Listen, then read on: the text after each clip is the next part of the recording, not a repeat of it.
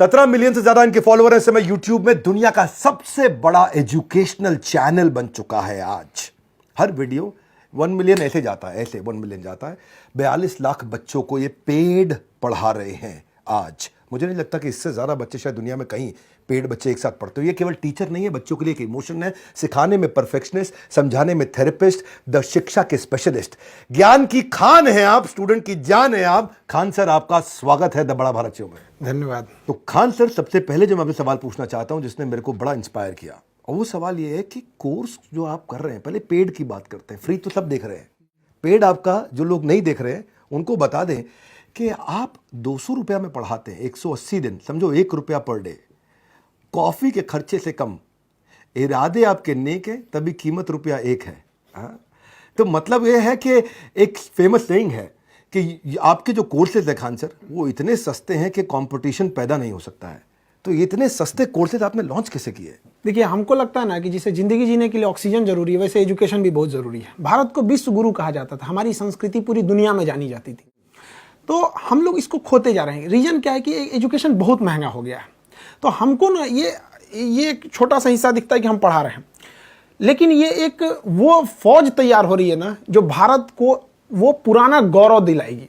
तो हमको वो एक बड़े एस्पेक्ट्स में सोचना है कि हमको कैसे पूरी एक समझिए कि एक पढ़े लिखों की एक सेना खड़ी करनी है जो तलवार से नहीं कलम से लड़ेगी। और उस समय जब भारत जो सोने की चिड़िया कहलाती थी, हमको वही वाला भारत चाहिए। और इसके लिए बहुत बड़ा फीस देंगे तो नहीं पॉसिबल है।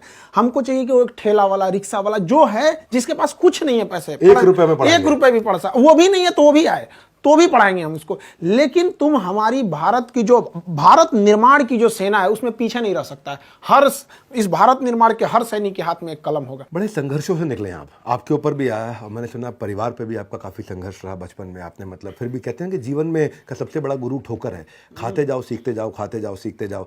तो आपका बचपन बहुत मुश्किलों में गुजरा। पिता के पास स्टेबल जॉब नहीं थी, चीजों का अभाव था, पेंसिल तक आपको आधी करके दी जाती थी, और कुछ सादे पन्ने आपको मिलते थे तो माँ उनको जोड़ करके सिल करके दिन में हम लोग बटोर के लाते थे। घर के आगे कॉलेज था, तो वो जो कुछ के किताब जो फेंक देते थे कॉपी, तो उसमें जो सादा रहता था उसको फाड़ ले आते थे और उसको सिल के मम्मी दे देती थी।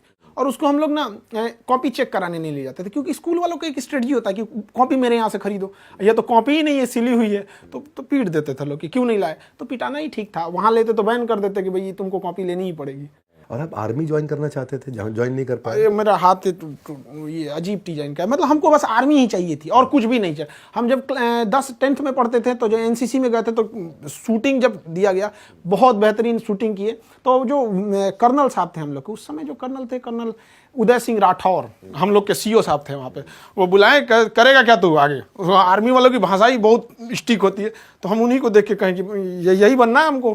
तो बाद में एनडीए वगैरह जाना था, तो काफ़ी मेडिकल टर्म्स उसके हार्ड होते हैं, तो वहाँ सक्सेस नहीं हो पाया इनमें। और ऐसे चीज़ों में आप छटिएगा जो कभी सही भी नहीं हो सकता है, तो फिर वहाँ जाना कोई मतलब नहीं बनता। फिर बाद में एजुकेशन टीचिंग में चले आए।